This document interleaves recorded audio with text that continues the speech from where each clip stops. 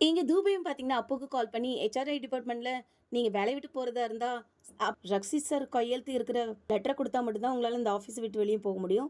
அதனால எதுவா இருந்தாலும் நீங்க ஆஃபீஸ்க்கு வந்துட்டு போங்கன்னு சொல்லியும், நம்ம அப்பவும் பார்த்தீங்கன்னா, சரி நான் வரேன்னு சொல்லிட்டு, அவங்க அம்மாட்டயும் பார்த்தீங்கன்னா விஷயத்த எடுத்து சொன்னதும், அவங்க அம்மாவும் அதுக்கு என்னம்மா, நீ ஆஃபீஸ் போயிட்டு எல்லார்கிட்டயும் வேலைய விட்டு போறத பத்தி சொல்லிட்டு வந்துரு அப்படின்ட்டு சொல்லி அனுப்புவாங்க. அதேமாரி அப்பவும் பார்த்தீங்கன்னா, ஆஃபீஸ்க்கு வந்ததும் நம்ம ஹீரோ பார்த்தீங்கன்னா, அப்போ வந்தத பார்த்து கோவப்பட்டாலும், நம்ம அப்பவும் பார்த்தீங்கன்னா, வேலைய ரிசைன் பண்ண போறேன்னு சொன்னதுமே, நம்ம ஹீரோ பார்த்தீங்கன்னா ரொம்ப சந்தோஷப்படுவாங்கங்க. ஆர்வும் விவான் கிட்ட நான் கல்யாணம் வேண்டான்னு சொல்லிட்டேன்னுட்டு ரொம்ப சந்தோஷப்பட்டு சொல்ல, விவான்னு பார்த்தீங்கன்னா, நான் வேணும்னா உங்க வீட்ல எப்பவுமே வந்து பேச வரட்டா அப்படின்னு கேட்க, உடனே ஆரும் பார்த்தீங்கன்னா, எதுக்கு நீ இப்போ வந்து பேச போற? நீ கிடைச்சதுனால தான் நான் ரோகன விட்டுட்டேன்னுட்டு, அவங்க எல்லாரும் தப்பா நெனச்சுக்க போறாங்க. சொன்னாலும் சொல்லாட்டாலும் அதுதான் உண்மை. இதுல என்னம்மா நாடகம் போடுறாங்க பார்த்தீங்களா? அதே மாதிரி ரக்ஷித்தும் பார்த்தீங்கன்னா, அப்பு ஆஃபீஸ்க்குள்ள வந்தது தான். கோபம் எப்படி படுறதுன்னு தெரியாமலே பார்த்தீங்கன்னா, நம்ம அப்புகிட்ட, "உனக்கு வேலைய விட்டுட்டு தானே போணும். சரி வேலைய விட்டு போ. நீ என்ன நினைக்கிறியோ செய்யுங்க. யாரும் தான் என் பேச்ச கேட்க மாட்டேங்கிறீங்களே. இப்ப கம்பெனி வேற லாஸ் ஆகுது. நீங்களா இதெல்லாம் எடுத்துக்க போறீங்க? எல்லாம் நான் தானே பார்த்துக்கணும்." இப்படி இவங்க சண்டை போடுறத பார்த்து ஒரு கரைக்கு நம்ம ஹீரா சந்தோஷப்படுவாங்க. இன்னொரு கரைக்கு நடக்கிற விஷயத்த கூட நம்ம சுதா உங்களுக்கு கால் பண்ணி, "இப்படி போ வேலைய விட்டு எடுத்துட்டான்." அப்படின்னுட்டு ரொம்ப சந்தோஷமா நம்ம சுதா கிட்ட சொல்ல, இப்பவாவது புரிஞ்சா சரிதான்னு அவங்களும் சந்தோஷப்படுவாங்க.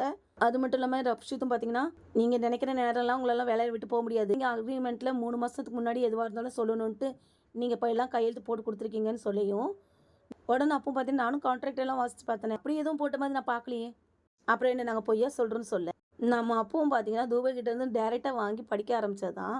ரக்ஷித்தும் பார்த்தீங்கன்னா பயந்துகிட்டே இருப்பாங்க. ஆனா தூபை பார்த்தீங்கன்னா, என்ன செய்யணுமோ அத நான் செஞ்சுட்டேன்னே சொல்லுவாங்க. ஆரோட வீட்ல யாரும் இல்ல தெரிஞ்சு, ஆரோவ பார்க்கறதுக்கு வீட்டுக்கு வந்த இடத்துல, அவங்க அம்மாவும் ரோகனும் பார்த்தீங்கன்னா வெளிய நின்னு ஆருன்னு கதவ தட்டிட்டு இருக்க. இவான் வேற சும்மா ஐ லவ் யூ சொல்லு சொன்னா தான் போவேன்னு சொல்லிட்டு, அவங்க ஒரு சைடுல அடம் பிடிக்க, ஒரு சைடு என்னன்னா ரக்ஷித் ஐய்யய்யோ! நம்ம அப்போ திட்டிட்டோமே. மூச்சு விட கஷ்டமா இருக்கே! இதுக்கெல்லாம் காரணம் அத்தை தானேன்னு சொல்லிட்டு, அவங்க அத்தைக்கு கால் பண்ணா, அப்போட அம்மாவும் பார்த்தீங்கன்னா, ரோகன் அவங்க கூட இருக்கிறதுனால கால கட் பண்ணி விட்டுருவாங்க.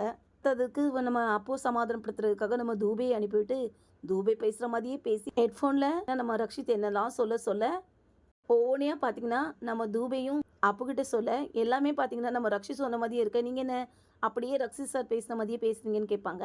போயிடுச்சு. எல்லாம் சார் கூட இருக்க பழகி போயிடுச்சுன்னு போய் சொல்லி எப்படியோ சமாளிச்சு நம்ம அப்புகிட்டயும் பார்த்தீங்கன்னா, பாராட்ட வாங்கிட்டு போவாங்க. உடனே ரக்ஷித்தும் பார்த்தீங்கன்னா, டைலாக் எல்லாமே எழுதி குடுத்தது நானு. பாராட்டு மட்டும் உனக்கா?